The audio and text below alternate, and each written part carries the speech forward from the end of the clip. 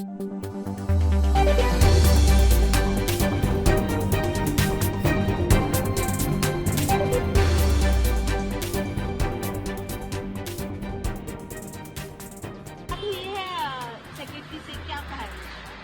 हमारी मुलाकात सेक्रेटरी से हो गई है। हमने जो अपना कल प्रेस रिलीज किया था कि हमारी जो डिमांड है, जो आरजीकर मेडिकल कॉलेज में बच्चे बैठे हैं उनकी सारी डिमांड माननी चाहिए। उसमें हमारा था प्रिंसिपल का रिमूवल इमीडिएट इफेक्ट से, CBI inquiry, fast track court का गठन और सेंट्रल प्रोटेक्शन एक्ट जो है उसकी कमेटी बननी चाहिए। बाकी हर जगह सीसीटीवी कैमरे और सिक्योरिटी गार्ड ये सब होने चाहिए। तो ये हमने मांग लिया है। जब तक इसका रिटर्न एश्योरेंस या प्रेस रिलीज नहीं होगा तब तक हमारी स्ट्राइक कंटिन्यू रहेगी। यानी कि इंडेफिनिट स्ट्राइक। हाँ, यस। अब इसमें कौन कौन सी सर्जरी है जो कि इन्वॉल्व रहेंगी? और इसमें इलेक्टिव सर्जरी जो है वो हैम्पर्ड होंगी, केवल इमरजेंसी सर्विसेज चलेंगी। अगर इस तरह की स्थिति आती है कि मांगे नहीं मानी जाती हैं तो क्या स्टेप? उसके लिए हम लोग अपने सारे स्टेक होल्डर और सारे आरडीए से एक मीटिंग करेंगे, फिर आगे का प्लान हम करेंगे। लगभग कितने डॉक्टर्स आज जो है स्ट्राइक पर हैं? अक्रॉस द कंट्री हमारा देखा जाए तो जितने भी रेजिडेंट हैं कम से कम 3 लाख के लगभग तो अभी हैं और आज और कल में और भी ज्वाइन कर लेंगे। एक और एसोसिएशन है फाइमा, ये लोग भी कल से स्ट्राइक पर जा रहे हैं, ऐसा इन्होंने कहा। हम लोग फोडा ने तो सबके लिए बोला है, जिसको जिसको ज्वाइन करना है सब ज्वाइन करें, क्योंकि ये हमारे लिए शर्म की बात है कि हमारे एक मेडिकल स्टूडेंट के साथ इतना ब्रुटलिटी होता है। इससे ज्यादा बुरा क्या होगा। अभी भी सब लोग कल परसों नरसों करेंगे तो हो गया। एक साथ सबको आना चाहिए और इमीडिएट इफेक्ट से आना चाहिए। फोडा की यही मांग है सबसे।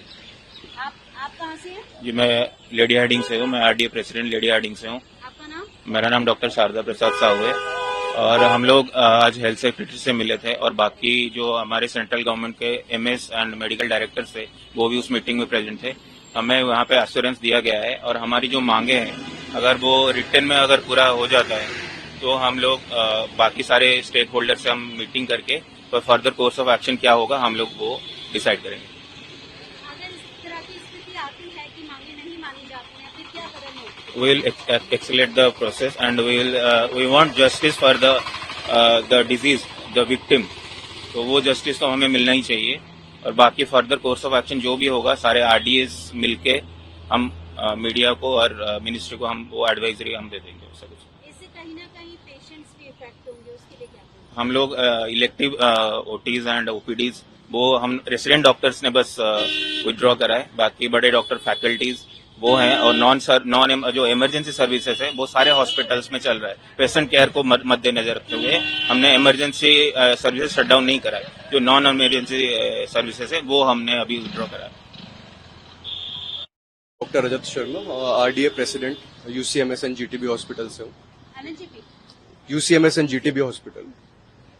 आपका नाम? मैं डॉक्टर रजत शर्मा। डॉक्टर रजत, ये बताइए कि मुलाकात हुई है सेक्रेटरी से, क्या बात हुई है और इससे कहीं ना कहीं जो आपकी मांगे हैं और जो इंडेफिनिट स्ट्राइक है इससे पेशेंट्स पर भी असर पड़ेगा?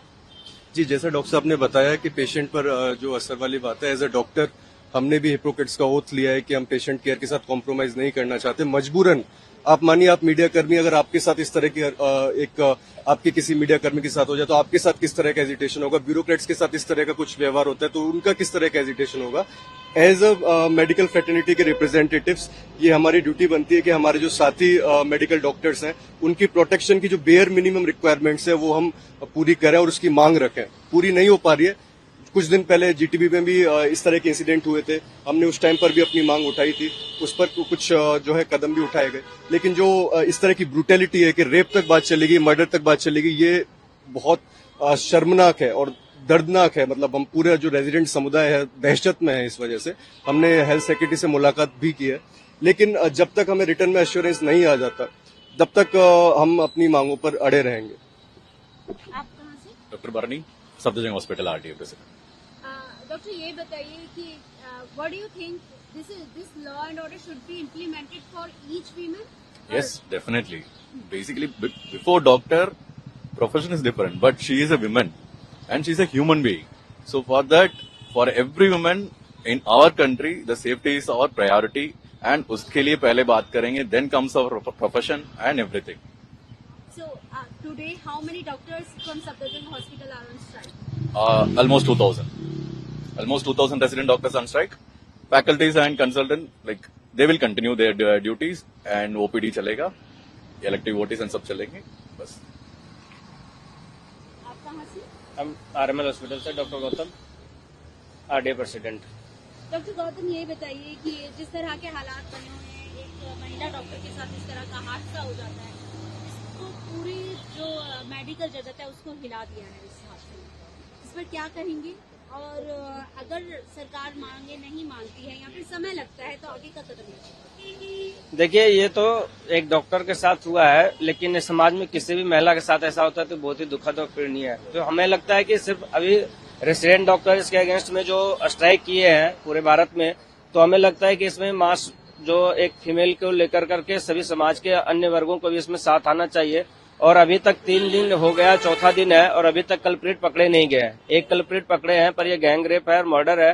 तो ऐसा एक आदमी तो नहीं, 4 से 5 आदमी उसमें इन्वॉल्व है. बाकी कल्प्रिट कहाँ है, राज्य सरकार क्या कर रही है, पुलिस क्या कर रही है, अभी तक इसका कोई जवाब नहीं दिया गया है. तो जब तक ये सब चीजें नहीं हो जाती है तब तक हम लोग का इंडेफिनिट स्ट्राइक रहेगा. और आगे कैसे करना है इस पे अगर नहीं मानी जाती है तो 24 घंटा हम लोग को डे टू डे वहां से भी खबर ले रहे हैं और हम लोग यहाँ पर भी मीटिंग कर रहे हैं. ऑफलाइन ऑनलाइन दोनों मीटिंग हो रही है. तो जैसे ही आज दिन भर की फिर गतिविधि रहेगी उसके हिसाब से हम लोग फिर शाम में बैठेंगे और फिर आगे डिसाइड करेंगे आगे करना है. स्वास्थ्य मंत्री से किसी तरह की मुलाकात हुई है या फिर? अभी हेल्थ सेक्रेटरी से मुलाकात हुई है तो उनको हमने स्पष्ट बताया कि उनका भी कहना था कि स्टेट इशू है, इसमें सेंटर क्या कर सकते हैं. तो जब हम लोग एक भारत की बात करते हैं तो इसमें हम लोग ये स्टेट और सेंटर की बात नहीं कर सकते हैं. पूरे भारत की बात अगर है, भारत में कहीं भी महिलाएं सुरक्षित है तो सेंट्रल गवर्नमेंट को देखना है और देखना पड़ेगा. तो इसकी जब तक ये सेंट्रल गवर्नमेंट कोई रिटर्न एश्योरेंस नहीं देते हैं तब तक हम लोग स्ट्राइक कॉल ऑफ नहीं करेंगे. आपको क्या लगता है ये सिर्फ एक महिला डॉक्टर की बात नहीं है, सभी महिलाओं के लिए लॉ एंड ऑर्डर को मजबूत करने की जरूरत है? बिल्कुल, इसमें होम मिनिस्ट्री हमारा कंसर्न हेल्थ से है. हम लोग डॉक्टर हैं इसलिए हेल्थ मिनिस्ट्री से मिलने के लिए भी बोले हैं.